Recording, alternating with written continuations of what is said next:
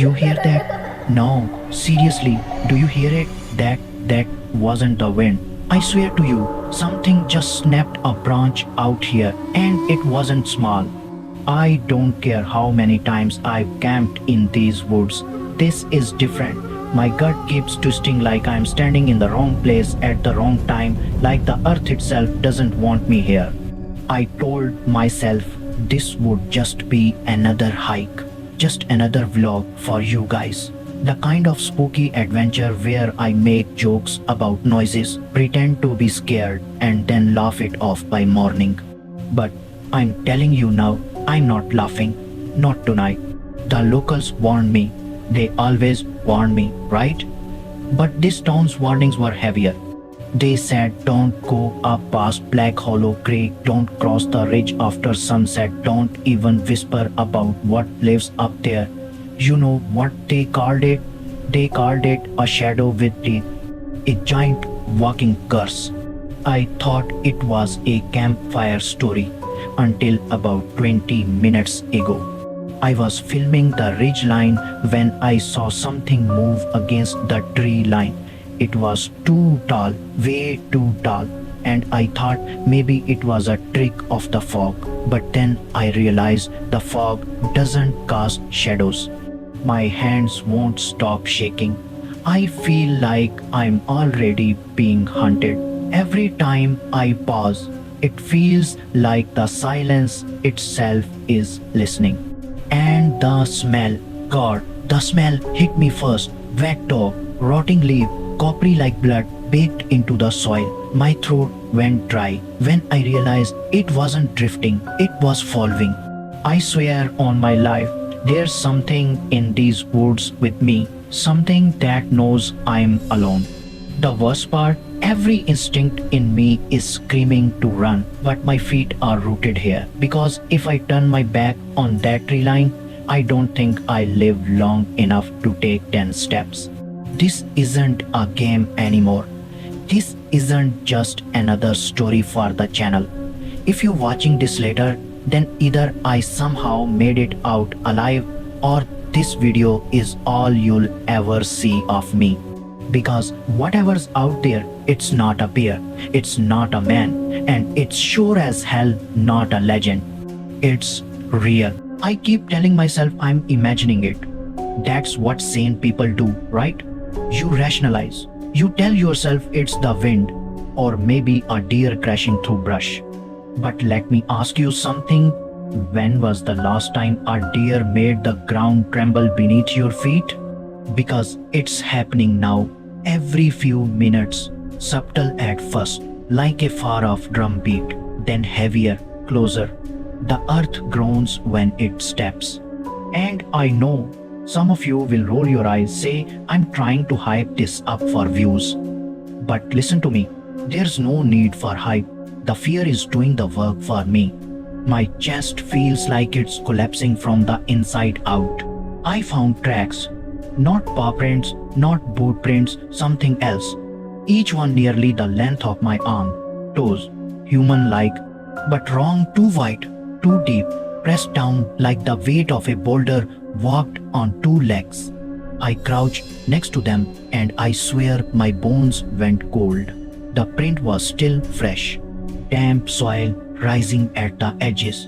The air around it carrying that same copper-sweet stench. I whispered without meaning to, "It's real." And the woods answered back. Not in words, in sound. Low, rolling, guttural. A growl stretched into a moan, rising into something primal. So loud I thought the sky would split. It rattled inside my ribs, made my eyes water, and every survival instinct in me screamed, "Your prey." I ran. I'll admit it. I ran like hell. Branches slashed my arms, roots caught my boots, but I didn't stop, not until I collapsed near the creek, chest on fire, lungs clawing for air. And then I realized something worse. The forest was silent again. I mean silent. No owls, no crickets, no wind in the leaves. Just me and the sound of water trickling over stone. And I absolutely knew I'd been herded here, like a sheep to slaughter. I glanced across the water. That's when I saw it. The trees shifted, not like the wind, like something massive brushing through them, moving with intent. I couldn't make out the shape at first, just a suggestion of bulk between trunks. But then the outline grew clearer, shoulders higher than a man's head, arms like the thickness of entire trees, hair blacker than the night itself. It stopped, stood there, watching me. I could feel its eyes before I saw them, yellow, reflecting the faint sliver of moonlight, burning with intelligence. Not animal, not human, something older, something wrong. My voice cracked when I whispered, "Why me? Why tonight?" The thing didn't move, didn't blink, just stared. And then, like it knew I was watching too closely, it crouched lower, blending with the dark, vanishing into shadow, like it had never been there yet. My knees buckled. I almost dropped the camera because I finally understood what the locals meant when they called it a curse. This wasn't just a beast. This was a predator that enjoyed the hunt, one that wanted me afraid. And God help me, it was working. I can't stop shaking. My voice is a whisper because if I speak louder, if I draw its attention again, I don't think I'll get another chance to run. I should have turned back. Every fiber in me screamed to retreat, to go back down the ridge, leave this cursed valley behind. But fear does something strange. It doesn't just paralyze you.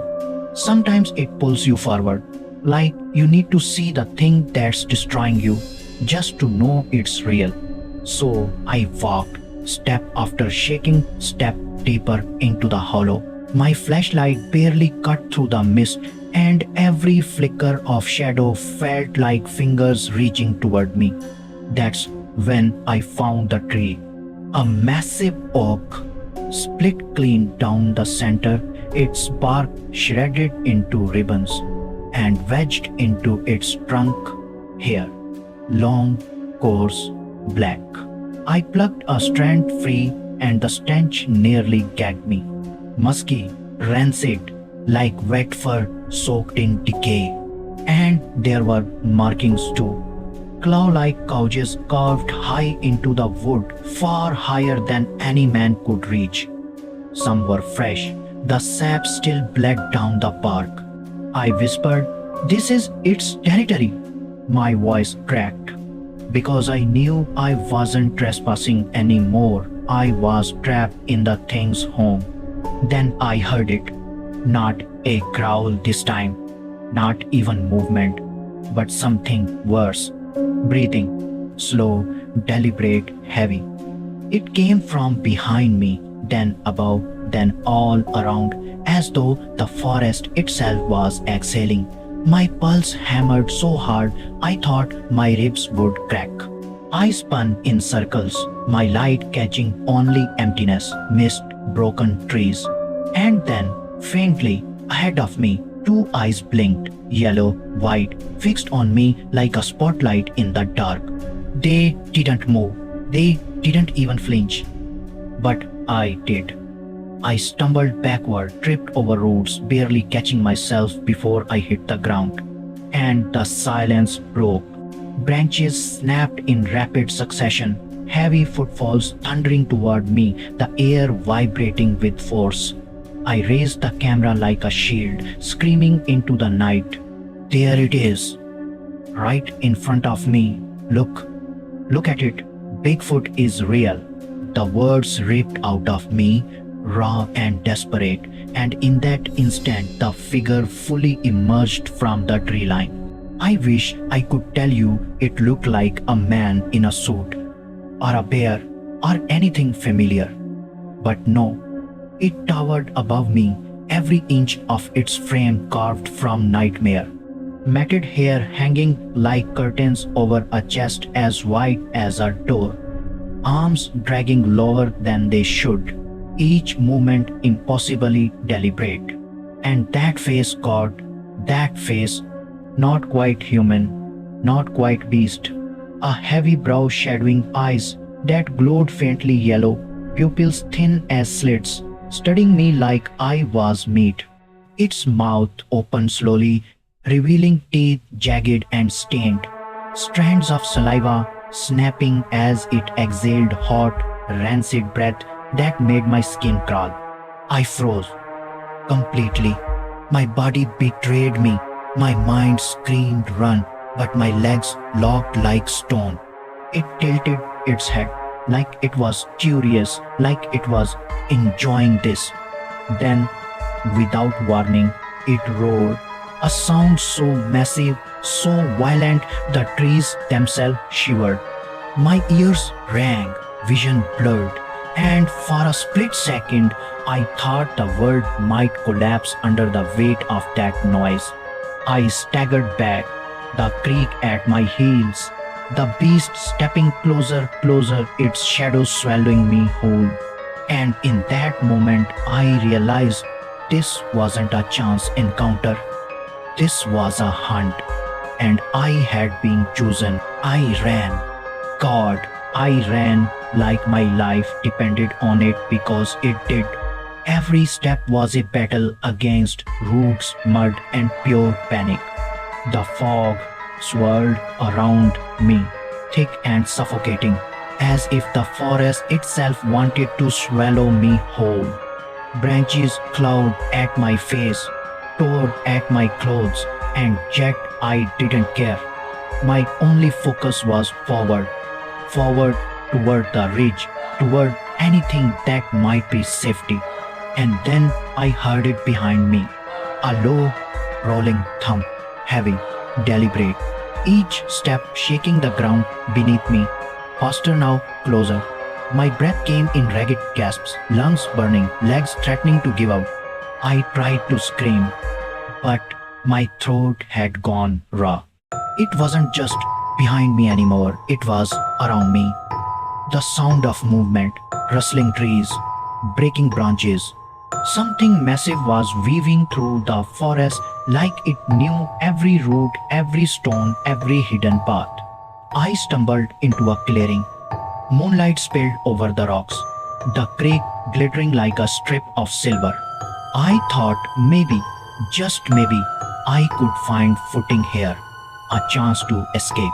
And then I saw the footprints, dozens of them, circling, fresh, enormous, each one the size of my torso. I couldn't tell where they ended or began. And the stench hit me again stronger now, suffocating, coppery, wet, primal. I turned to run again, but the figure emerged from the fog. Bigger, closer, impossibly silent until the last second. Then there, standing there, watching, waiting, I froze, my chest heaving, every nerve screaming, every instinct shouting, fight, flight, survive. And then it moved, slowly, each step deliberate, not chasing me, studying me, mocking me, testing me. I raised the camera because somewhere inside me a sliver of rational thought said, document this. If you die, the world must see it. And it roared. Not just a roar, an earth-shaking, spine-shattering, guttural sound that split the night in two. I dropped to the ground, ears ringing, eyes stinging. I ran blindly then, slipping on wet moss, tumbling into the creek, water surging around me. My boots sank into mud, my hands grabbling for roots, for anything, as the roar chased me down the hollow. And then it was gone. Just like that. Silence. Complete, suffocating silence. I don't know how far I ran. I don't know how I survived. But I can tell you this. Whatever I saw out there, it wasn't a man. It wasn't a bear. It was something older, smarter, stronger, something that knows you before you know it. And if you are watching this, if anyone is watching this, remember this. Some legends are real, some monsters don't stay hidden. Some hunts are just beginning, and you might not even hear the footsteps before it's too late. I swear to you, there it is, right in front of me. Look, look at it. Bigfoot is real. I don't know what happens next. I barely know if I live to tell this story. But I promise one thing, I'll never go back. Never. So if you hear a branch snap tonight, if you feel eyes on you in the dark, run. Just run. Because whatever's out there, it's patient and it's hungry.